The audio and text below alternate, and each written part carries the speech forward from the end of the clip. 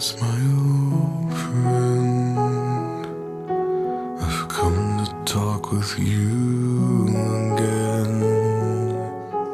because a vision softly creeping